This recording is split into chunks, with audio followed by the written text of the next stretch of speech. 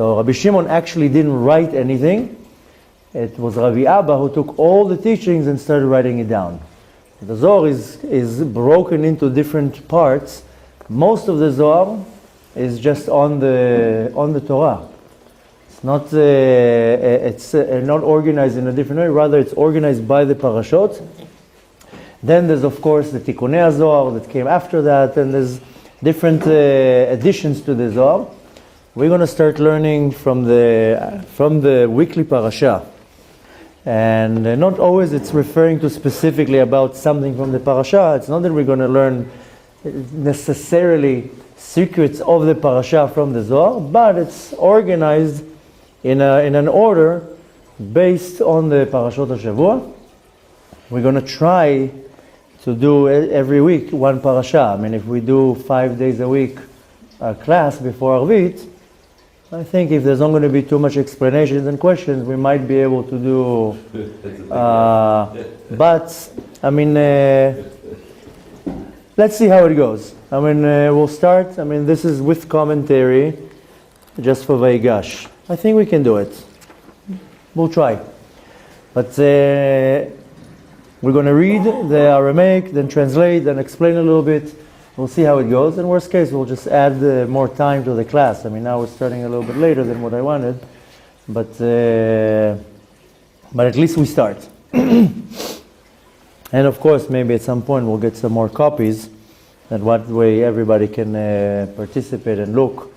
And eventually, anyways, we want to get very advanced and have screens on the table with iPads and a camera on the actual book, and you can actually see what I'm reading. That's at some point. That's the dreams. So, okay. So we're in Parashat Vayigash, and the parasha starts with Vayigash elav Yehuda, and Yehuda has approached him. We learned in the morning that it's not necessarily that Yehuda approached Yosef, because it just says Vayigash elav Yehuda. It doesn't say to who. We learned this morning from the Noam Elimelech that it's actually that Yehuda approached Hashem before he went to Yosef. But now we want to explain this verse. This is common to the Zohar that we read Rabbi Elazar Patach. Elazar was the son of Rabbi Shimon. And we will see in many places in the Zohar something like Rabbi Elazar Patach, that Rabbi Elazar has spoken. Patach means to open his mouth, and he started talking. And he starts explaining it. That way we know who from the students said the actual Ma'amar. So Rabbi Elazar, that's the son of Rabbi Shimon Bar Yochai. Ki ata avinu, ki Avraham lo yadanu v'Yisrael lo yakirenu ata, Yud Kei Vav Kei avinu go'alenu mo'olam shimcha. Translation first, because you are our father, because Avraham we didn't know, and Israel, referring to Yitzchak, to Yaakov, we didn't know, but you, Hashem, Yud Kei Vav Kei, you are our father, our redeemer, and the world is created from your name. And he said, Ha'ikra ukmu. This verse, our sages already explained and interpreted. This can be found in the Talmud in Masechet Shabbat. Aval, there is a secret in this verse. Tachaze means come and see. We see that in the Gemara, for example, a lot of the times a sentence will start with Tashma, come and listen, and or Tanu Rabbanan, our sages have taught us. In the Zohar, it's pretty common that it says Tachaze. Ta means you, and Chaze, come and look. Even though it's contradicting a little bit the author, because Rabbi Shimon comes from the word Shmiya. It would make more sense that Rabbi Shimon would say Tashma, come and listen. Here, Rabbi Shimon is in a much deeper level, and he tells you come and look. Kad bra kutsha brichu, hu alma, come and see. What I'm going to do is I'm just going to read first, translate, and if we need an explanation, we'll add the explanation. Come and see that when the Kadosh Baruch Hu created the world, Kol Yoma V'Yoma, every day and day, Avid Takita Chazei. Every day Hashem did His action according to what He was planning. And as it says, Vayar Elokim Kitov, that every day when the melacha, the action was done, it says in the Torah, Hashem saw that it's good. He made His creation, He was very happy with what He did, and we moved to the next day. Every day He saw that it's good. And then He continued, Bechol Yoma V'Yoma, every day and every day, Kama de Itzrich, every day He did in the creation exactly what was meant for that day. Hashem had an agenda, there was like a work plan, what's going to be done on the first day, what's going to be done on the second day, what's going to be done. It's not that He just said, okay, let's me create a world and let's see what happens. There was a whole organized order. How am I creating what? And when? And every day had a certain list of actions. For example, the first day Hashem created the heaven and the earth, and then everything that is underneath it, and so forth. Rashi explains on the verse, Vayitzer, Vayipach be'apiv, that Hashem had created man. If you notice, everything from creation was created by Hashem. Vaydaber Hashem, Hashem spoke and He created. The only thing that Hashem created with what was already created was Adam HaRishon. If you remember, it's not so far away. It was 3 months ago that we read Bereshit. Everything Hashem created from nothing, right? But the only thing that Hashem created with what already existed is Adam HaRishon. He says that He took all the sand from all corners of the world. He mixed some heaven's dew, made, like when we used to be kids, make these things. And after there was a form, Vayipach be'apiv nishmat chaim, that He blew a soul in him. Rashi says that kedei shelo teheh kin'ah b'maaseh bereshit, in order so nothing will have jealousy to Adam HaRishon, so He made Adam HaRishon in a way that came at the last and was formed with what already was created. Meaning that before the world was created, there was already the concept of jealousy.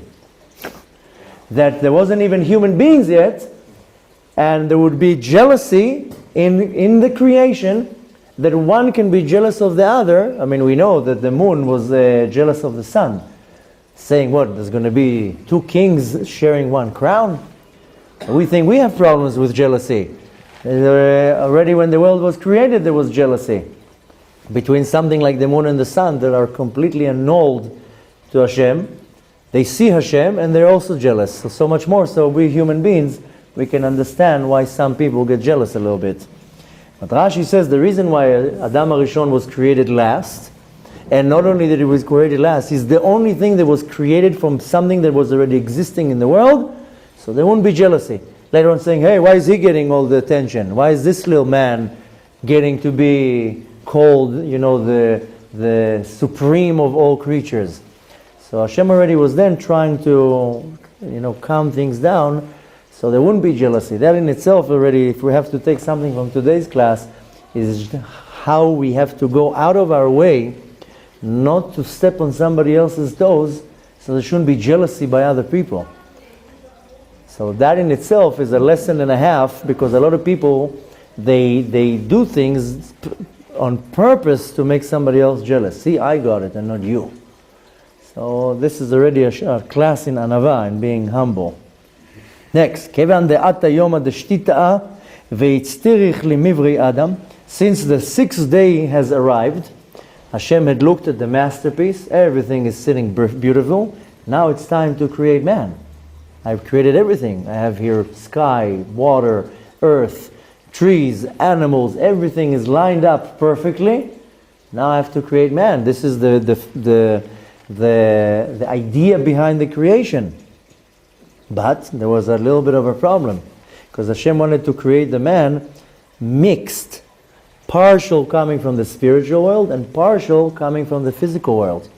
The body's from the physical world, but the soul is coming from the spiritual world. Had to be a mix here. Atta oraita kame, came the Torah in front of the Kadosh Baruch Hu, and she said, Amra, Kame Kuchabrichu. She stood, the Torah came in front of the Kadosh Baruch Hu, and she, stood in front of Hashem and said, Hi Adam Deat. Yeah, you can flip your page, yours. Baile Mibre. This is the man that you want to create? The Torah is looking at the man that in the future should be the one who's going to serve Hashem and use the Torah. And the Torah coming and says, that's what you want to create? Zamin hu le'arga zakamach. Why do you want to create him? He's going to get you very upset in the future with his actions. And he's going to go against me and do sins, and that's what you want to create? If you're not going to learn to forgive him, better don't create him. If you cannot develop the fact that you're going to have to forgive him because he's going to really get you upset with his actions, then don't create him. Save the headache. Kind of like the Torah is telling the Kadosh Baruch Hu, don't bother. Don't even bother, because this man that you're creating now is future to go against you. Just better don't bring it even to the world. Amar lekutcha brichu. Kadosh Baruch Hu answered the Torah. Kadosh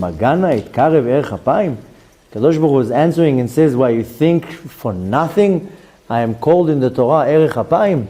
Erech Apayim, Erech means very long to before I get upset. I have a long patience before I actually get upset. And not only that, I am even willing to wait quietly for 20, 30, 40, 50 years till a wicked person will do tshuva. Basically what he's trying to say is, since everything was already created, and the last thing that was created is man, and we know that everything was created from the Torah. The Zohar says in a different chapter, says, Istakel be'oraita ve'bara alma. Kadosh Baruch Hu looked in the Torah is the blueprint, and he created the world.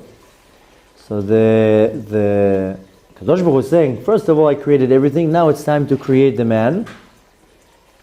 And not only that, it says in the Torah that I will be very patient. This is one of the midot. If you remember, now for the last week we didn't read the 13 attributes of mercy because of Chanukah.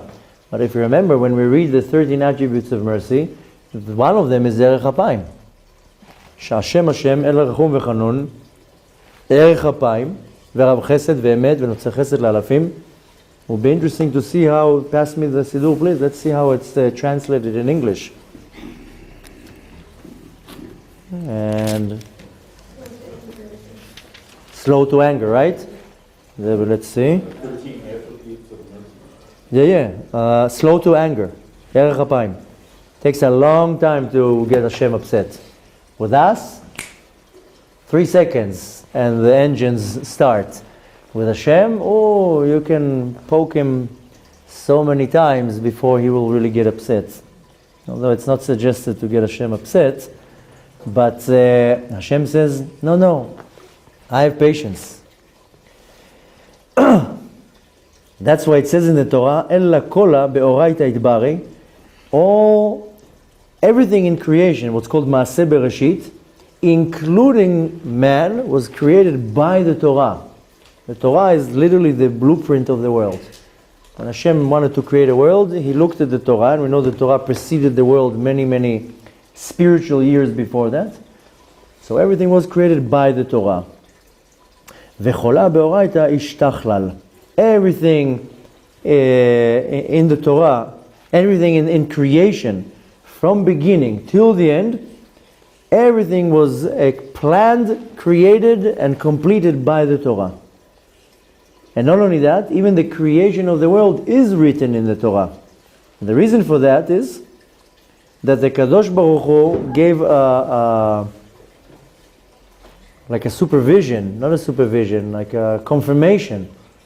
The Kadosh Baruch Hu looked at the blueprint, and approved it, an approval. He gave an approval, okay, now let's go create the world. Meaning that everything that was created in the Torah, everything that was created in the world, first was already in the plan of the Kadosh Baruch Hu. And it's like as if the Kadosh Baruch Hu consulted the Torah, and we know also the Neshamot, the souls of the Tzaddikim, and waited. We know the Torah is the Chokhmah of the Kadosh Baruch Hu, is the intellect part of Hashem. He was waiting for the Torah to agree to say, yes, I agree with your plan, let's go ahead and create it. And the Kadosh Baruch Hu wanted to create the world. He had a dream, he had a vision. Of course, it's not in the level how we see things, dreaming or visioning. But the Kadosh Baruch Hu decided to create the world. So the same way here, you want to build a house, you go to an engineer, you go to an architect, and you tell the architect, that's how I want it. I want the rooms to look like this. I want the the design to look like that. But the Kadosh Baruch Hu had already an idea.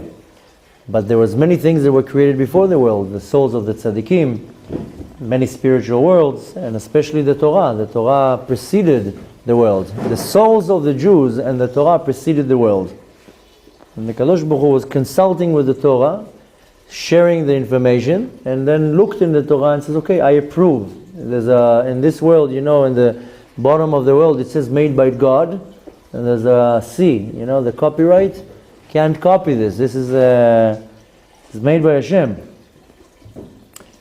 Now he comes into to explain the order of creation was done by the letters of the Torah.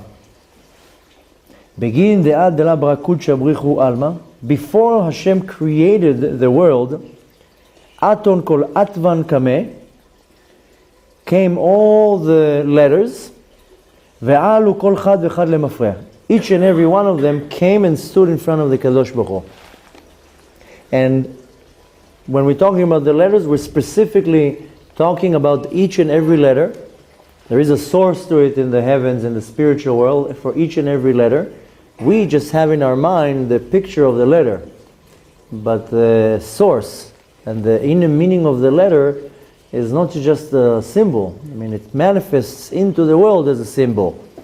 But there's a root for each letter. And before the world was already created, the letters started to come in front of the Kadosh Baruch Hu. It doesn't say it here, but they actually were fighting who's going to be used to create what. So we know, the world was created with Yud, and each thing was created with a different letter. Maybe another time we'll go more deeper to understand or to explain what it means that the letters came in front of Hashem and that something was created with a letter. To kind of dig into it, each letter is, I would call it now, a spiritual machine that has the ability to create something. That's why when you put the letters together, that's the combination that Hashem did later, it creates more things. But it's almost like now coming and taking some type of a material, and if I mix two materials together, I will be able to build something with it. But the material is there. Let's say I want to build a house. The steel is already created. And the cement, I have to take sand, and I have to take water, and I have to take the actual cement and mix it. But I can take different materials and create something. If I want to make something out of copper, out of gold, out of silver, the material is created already. Now take the material and create something with it. So the letters are the source of creation. Exactly like that. If you want to talk in computer language, the Torah is the source code. And I would even say that it's even more than the source code. It compiles it. Yeah. And then renders the final product. Yeah. And then what does God do in all this? He's the one who created the source code. Okay. And he's the one who's governing the components of the source code. And he's the one who's checking for the bugs. And then fixes it. Technology really, any form of technology can really teach us about the world above, how it's manifesting into the world. So that's why specifically in our generation, just think about it, that for 5,600 years, the world was exactly the same. They would travel on donkeys, They would plow the ground with the same machine. Everything was the same. Nothing changed for 5,600 years. Suddenly, in 100 years, from about 120 years ago, within 120 years, from riding donkeys, we have satellites and space shuttles and missiles and iPhones, and because the gates of wisdom in the world in Shamayim opened right before the coming of Mashiach, so it started manifesting into the world. Forget about 120 years ago. Look at the technology we had 30 years ago and what we have now. The jump from the 80s to the 90s, from the 90s to 2000. Look what the technology we have now and what we had 7-8 years ago. 7-8 years ago, who had a GPS? It was a rare thing. Well, maybe 12 years ago, 13 years ago. I mean, nothing much changed. And look now, every shmo has 5 GPSs in his phone. So we see that the technology is going in huge steps.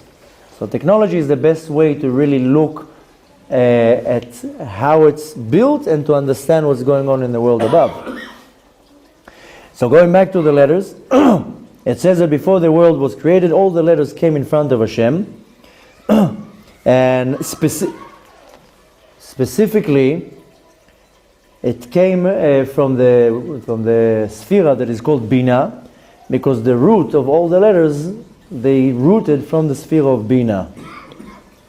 They all came in front of the Kadosh Baruch Hu, and the sphirot were created before the world. And first came the sphere of Chokhmah, and we know that with the sphere of Chokhmah the world was created. That's what I told you before, that the Torah is the Chokhmah of the Kadosh Baruch Hu. So I would say that's the source. That's even before preceding the source code. But first came the Chokhmah, which with that the world was created.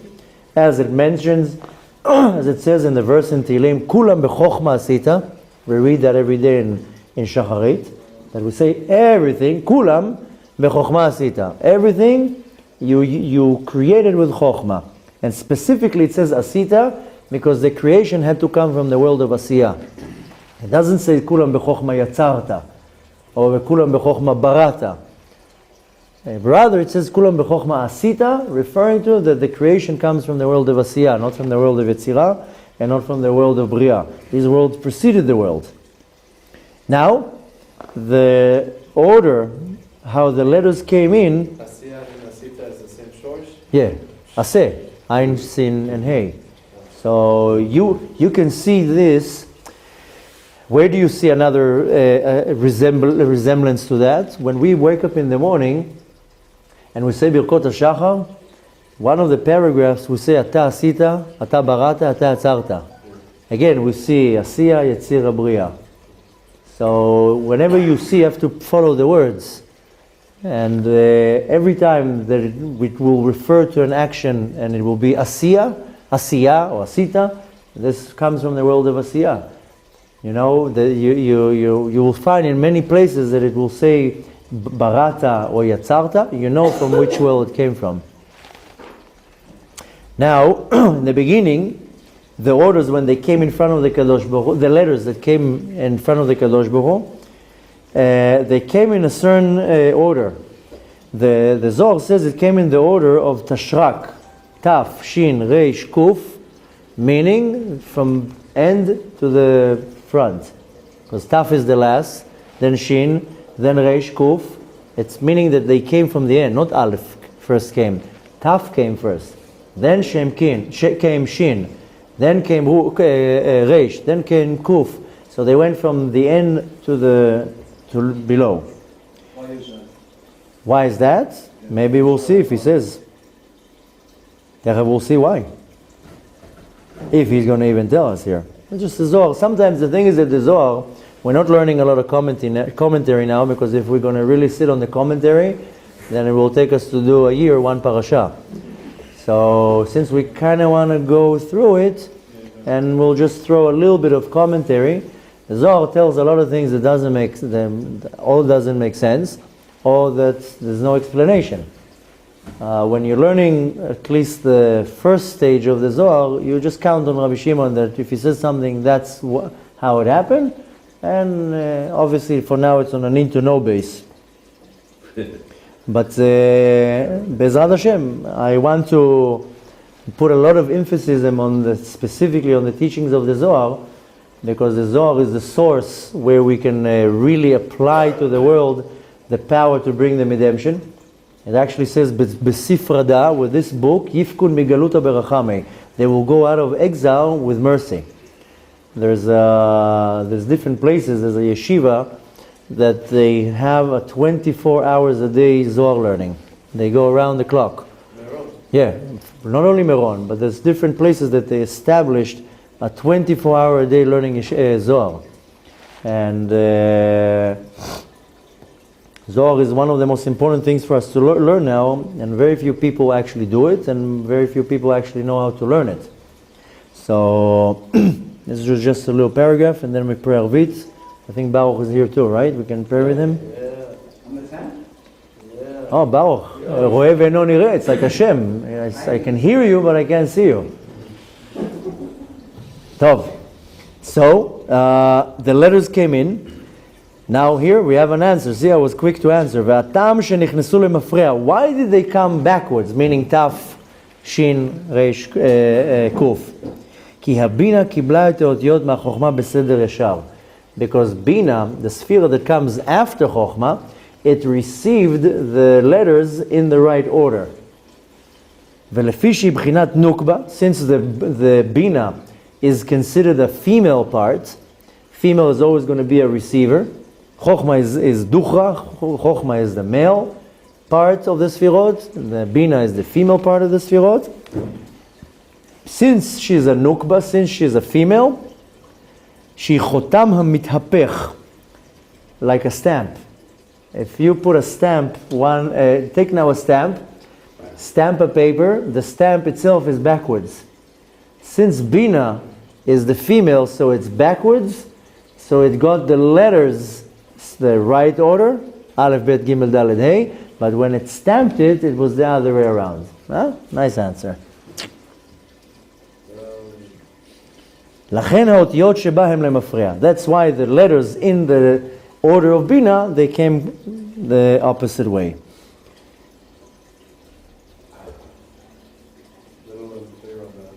You're not clear on that? I mean, I get how a stamp works and how a mirror works. So the Chochmah was giving the Shefa to Bina. Since Bina is the receiver, it's almost like take now a paper and a stamp. So for now, our example will be that the stamp is Chochmah, the paper is Bina. You stamp it, It's received by way of a stamp. Exactly. Exactly. It received it like a stamp, so when Bina presented the letters, it was the other way around. Which comes to tell us something very interesting, that the letters probably start from Taf and not from Aleph. This is Bechlal, the whole concept of the world, that the world is upside down. Afuch. The world is, the whole creation is as a stamp. So really, in the world above, the order is completely different. It's like Shlomo was saying the other day, where your eyes and the way... Yeah, that's also. You see now that the eyes, the vision actually sees everything upside down, and the brain translates it and turns it to the right side. So this is what the sages are saying. This world is olam hafuch, the upside down world. So we see, why is it olam hafuch? Everything is the other way. That's why, by the way, one of the many reasons that when we lift up the Torah, everybody looks in, because the Torah is the same idea. The inner part of the Torah would be completely reversed. That should be also very interesting one time to write the Torah reverse and see what information we get. But really what we see the Torah, that's the stamp way, but it's not how it was original. So, and by the way, there's a whole story, I said a couple of times in different classes, that what we see in the Torah actually, that is the other side, and it's Moshe Rabbeinu, when the angels came against Moshe Rabbeinu, and they were complaining how come the Torah was given to a human being. Hashem told Moshe Rabbeinu, that's when Moshe Rabbeinu was in Shamayim, and he told Moshe Rabbeinu, you answer them. Moshe Rabbeinu, what do you mean answer them? I'm just going to get close to them and they're going to burn me. So Hashem told Moshe, put your hand on my chair and just answer them. That's when Moshe Rabbeinu started asking the angels, the Torah is for human beings, look what it says in the Torah. Don't kill, don't steal, honor your parents. Telling to the angels, you have parents to honor. Can you kill? Can you steal? Obviously it's for us. So the angels were like, let us see. That's not what we read. So Moshe Rabbeinu scribbled all the letters, and when they looked at the Torah, they're like, oh my gosh, you're right. We didn't even notice. So when we see the Torah, how we see it, the actual story, that's the scribbling of the letters. And the Zohar is the original way how it's written. That's why the Zohar is the secrets of the Torah. But it will be a very interesting way to test it, to write the Torah on a computer and flip the order, and to see what we get. It must have been done already. Could be. I have to ask Rabbi Glazerson. I think he's into all the codes, right? That's what I heard at least. I'm sure there's a computer software. I was actually, when I was last in Florida, I was hosted by a Rabbi, I forgot his name, and he wrote one of the softwares of the Torah codes. Excuse me? No, he's a Sephardi rabbi. He lives in Florida. Rabbi Daniel,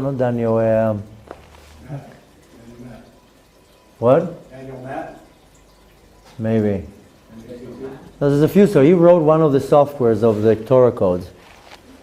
But anyways, let's go a little bit more further, and that way we finish the paragraph and can pray a bit. Amra kamei reut achle mibri bil alma. Came the letter Taf, instead of in front of Hashem, and said to Hashem, do you want to create the world with me? But it didn't come in by itself.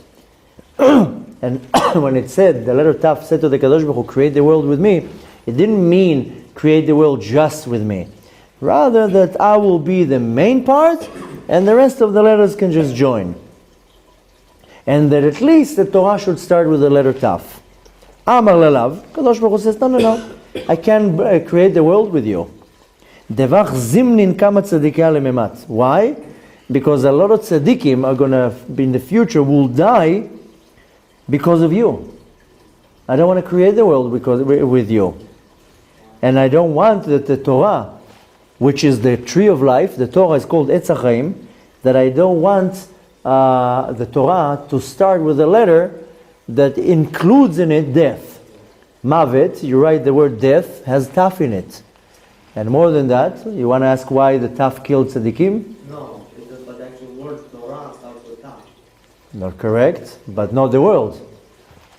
But according to what the Kadosh Baruch Hu answered to Hashem, the letter Taf hints and shows about the concept of death. To the letter Taf.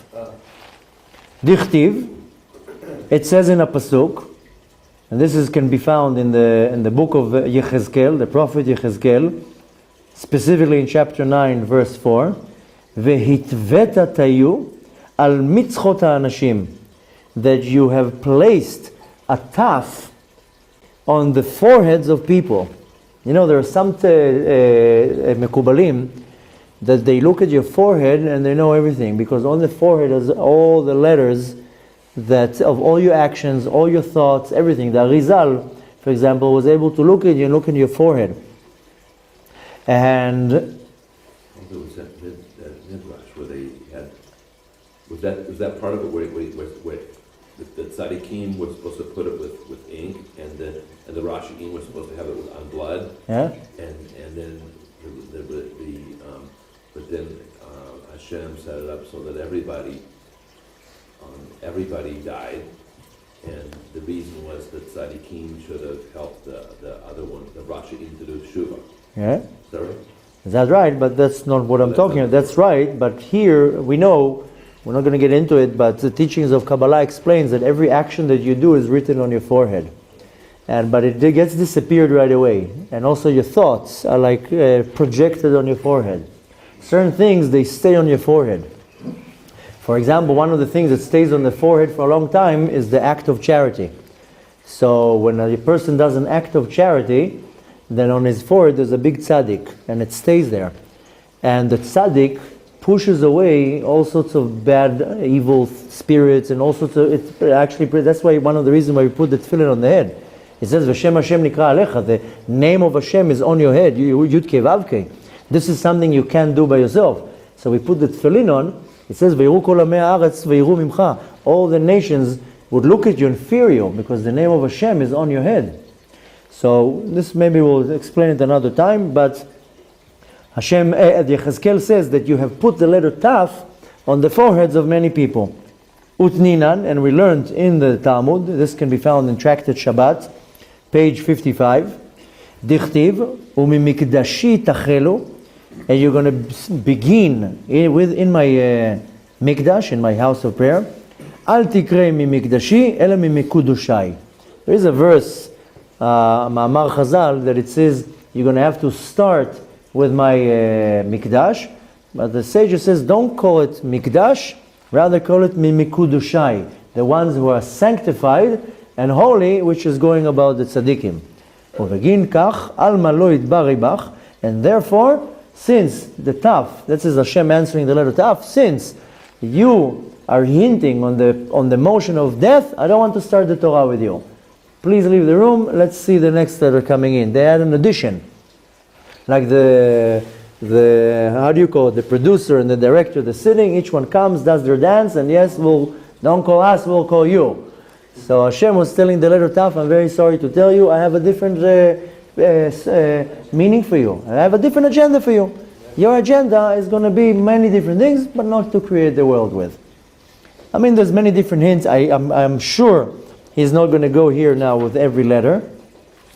But we know, for example, what does the letter of the Torah start with? With Bet, which is hinting on Bria, on creation. And there's many other explanations, specifically why Bet was created. The Arizal explains a very interesting way that the world was created. Bet has a roof, it has a bottom, it has a right wall, and one wall is open. And the reason why one wall is open is that the Yetzer Hara can come into the world.